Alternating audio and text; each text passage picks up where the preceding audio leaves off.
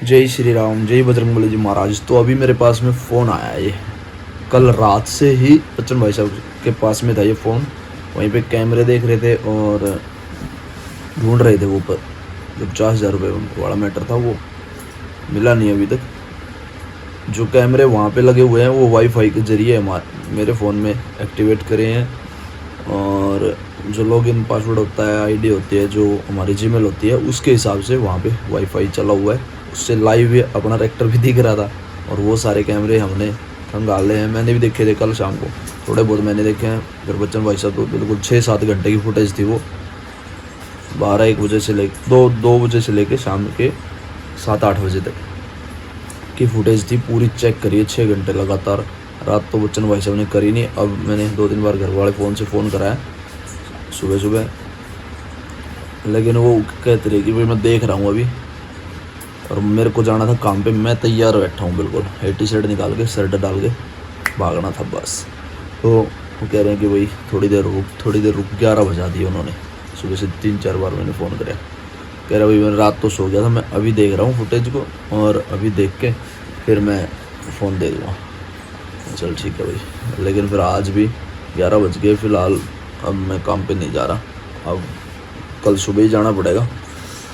तो जी 50,000 रुपये उनका कोई सुराग नहीं लगा। पहली बात तो जो चोरी पैसे होते हैं, चोरी हो जाते हैं जो पैसे, वो तो मतलब नामात्र ही होते हैं कि भाई ना वो पैसे नहीं आएंगे।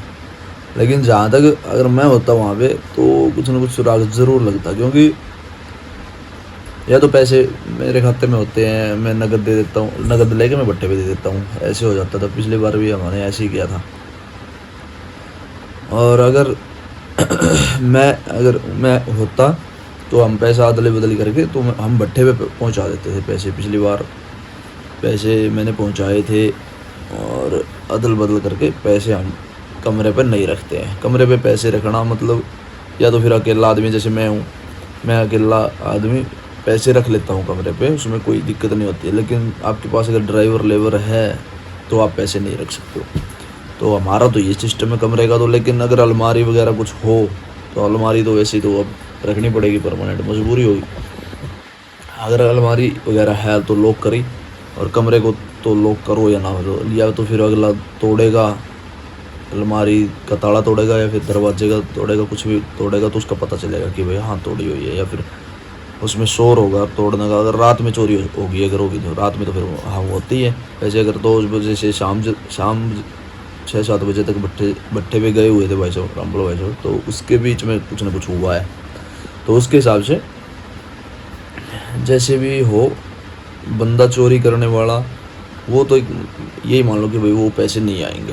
तो उसके हिसाब से अब जो सीसीटीवी है वो कैमरा बहुत दूर है। जैसे जहाँ पे एंट्रेंस है हमारी, जो गेट के प्लॉट में घुसते हैं वहाँ से अपने कमरे तक, लेकिन कैमरा एंट्रेंस पे लगा हुआ है। एंट्रेंस से वहाँ तक अपना रेक्टर बिल्कुल ठीक सामने खड़ा है अपने कमरों के। बंदा दिख रहा है आता जाता हुआ। उस बंदे से पूछ भी लिया हमने, बोल भाई साहब कि भाई तेरे ऊपर शक है, तू बता दे तेरे को तने ले आओ। तो वो मना कर गया कि मेरा कि भाई मैंने पैसे नहीं निकाले। तो अगर मैं मौके पे होता तो या तो फिर मैं आ जाता यहाँ पे, या फिर मैं सीसीटीवी तुरंत देखता। अब तो 3-4 दिन हो गया वारदात को। तो इसका हिसाब है कि भाई फिर तो कुछ भी चोरी हो सकता है। अगर मैं होता तो तुरंत वहाँ पे अपने फ़ोन में लॉगिन करके, क्योंकि आईफोन में ही थोड़ा सा साफ़ सीसीटीवी हम देख सकते हैं। उसमें जो एंड्रॉयड था उनमें वो साफ़ नहीं थी सीसीटीवी। विशाल ने जो पासवर्ड लॉगिन आईडी मेरे को दी थी वो कह रहा कि भाई तेरे फ़ोन में सही चलेगी तो अपने फ़ोन में लॉगिन कर ले। तो उसके हिसाब से फिर देख के मैंने अपने फ़ोन में साफ़ थी, इसीलिए समझ में थोड़ा सा आ रहा था। लेकिन कैमरा बहुत दूर होने की वजह से ये चीज़ भी समस्या पैदा हो गई। अगर थोड़ा सा भी पास में होता तो कैमरा वो पकड़ लेते हम। फिर लैपटॉप में भी लॉगिन नहीं हुआ हमारे से, जो ऐप थी वो उसमें से शेखर ने ज़ोर तो बहुत लगाया, पता नहीं फिर उससे हुआ कि नहीं हुआ। मैं तो आ गया था फ़ोन दे के शाम को, और जैसे तैसे करके ना फिर जो बड़ी एलईडी है उसमें भी लॉगिन नहीं हुआ, जो कैमरे का सिस्टम है। फिर तो हम ढूंढ लेते, मतलब थोड़ा पास से दिख जाता। फ़ोन में थोड़ा छोटी स्क्रीन होती है, उसमें हम ढूंढ नहीं पाते, देख नहीं सकते उसको कि वो बंदा आ रहा है जा रहा है, तो उसमें थोड़ा सा धुंधलापन था। मैंने भी देखे हैं कैमरे, उसमें थोड़ी सी समस्या पैदा हो ही रही थी।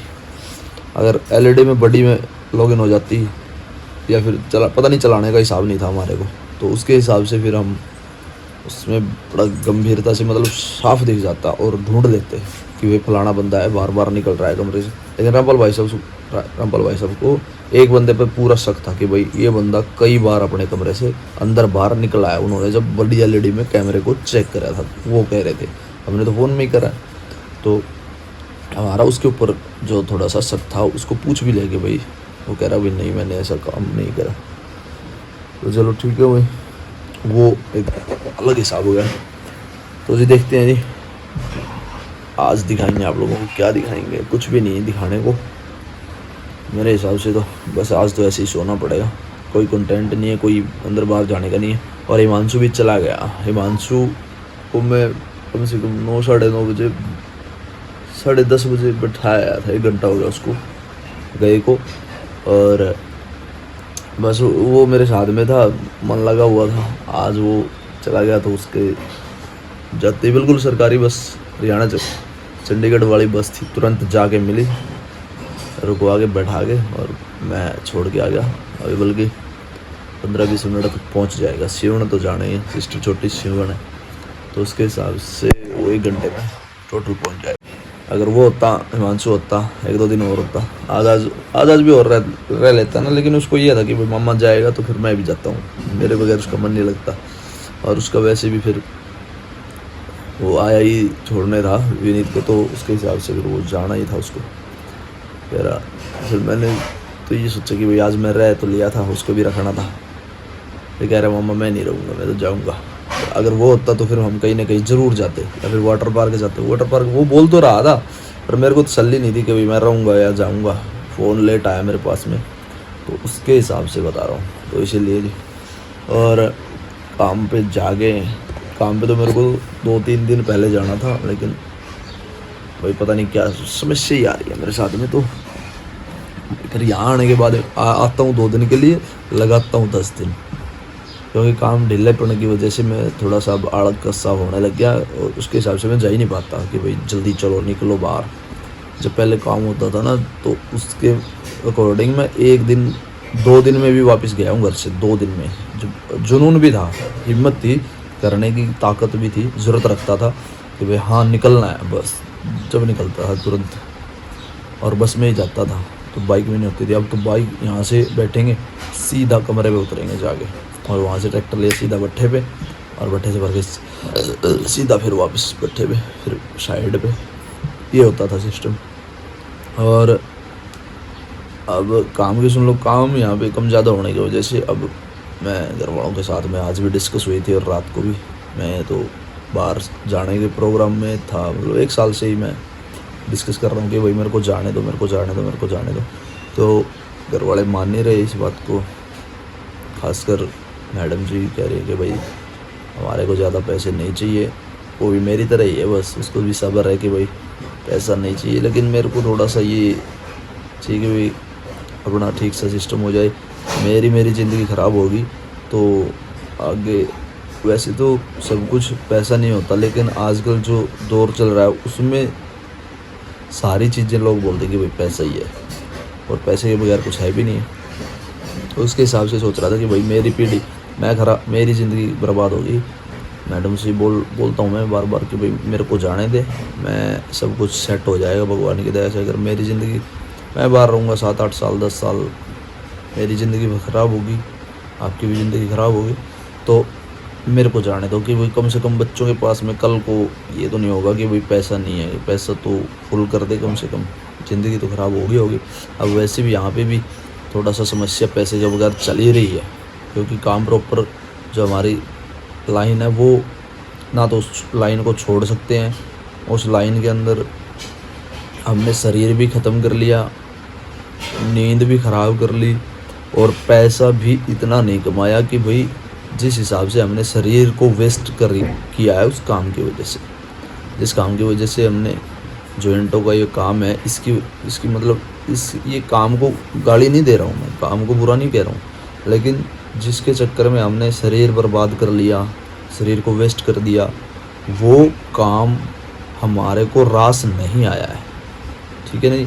उसके जिस हिसाब से हमने शरीर को वेस्ट किया है उसके अकॉर्डिंग, उसके बराबर में हमने पैसा नहीं कमाया। लेकिन जिस हिसाब से हमने शरीर को वेस्ट किया था उसके हिसाब से हमारे पास में कम से कम 1 करोड़ 2 करोड़ रुपए 1.5 करोड़ रुपए हमारे पास में होना चाहिए था। मकान दुकान प्लॉट और साधन दो या फिर कुछ भी, मतलब 2 करोड़ के समथिंग 1.5 करोड़ के समथिंग ऐसा होना चाहिए था, मेरा मानना है, मेरा ओपिनियन है कि भाई जिस हिसाब से हमने शरीर को ख़त्म कर रखा है तो उसके हिसाब से एक इंसान की नींद, डॉक्टर कह रहा है कि 8 घंटे बहुत ज़रूरी है आपको अगर स्वस्थ रहना है। तो सिर में दर्द ना हो, पेट में दर्द ना हो, उठते चक्कर ना आए, बैठते चक्कर ना आए, तो वो उसके हिसाब से आपको 8 घंटे नींद बहुत ज़रूरी है हर इंसान को।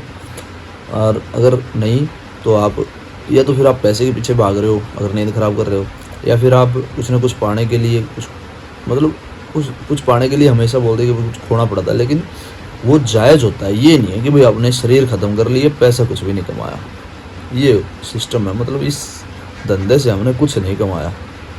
तो अगर धंधा मैं आज छोड़ता भी हूँ, कोई लाइन एक्सपीरियंस इतना हो गया है कि भाई मैं कोई भी लाइन चलूँगा, छेड़ूँगा, कोई भी लाइन शुरू करूँगा तो मैं उसको प्रॉपर सक्सेसफुल की तरफ लेके जाऊँगा 99%। 1% का चांस वो होता है कि भाई अगर शरीर में ही कुछ ऐसी समस्या आती है तो वो अलग बात है, नहीं तो सक्सेस होगा ही होगा, कोई भी काम छेड़ देंगे हम। और जैसे थोड़ी चलो वो एक अलग बात है, मैं कहीं जाने की सोच रहा था कि और घर वाले मान नहीं रहे, अगर मान गए तो मैं इसी महीने या फिर समथिंग्स बता दूंगा मैं आपको।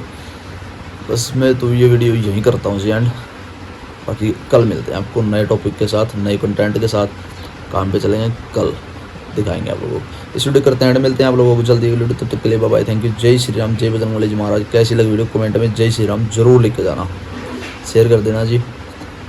शरीर खराब मत करो अपना, अगर आपके पास पैसा नहीं आ रहा है तो शरीर को आराम से रखो, लेकिन एक्टिव जरूर रखो शरीर को। तो चलिए जी, जय श्री राम, जय बजरंगबली जी महाराज। वीडियो एंड तक देखने के लिए धन्यवाद।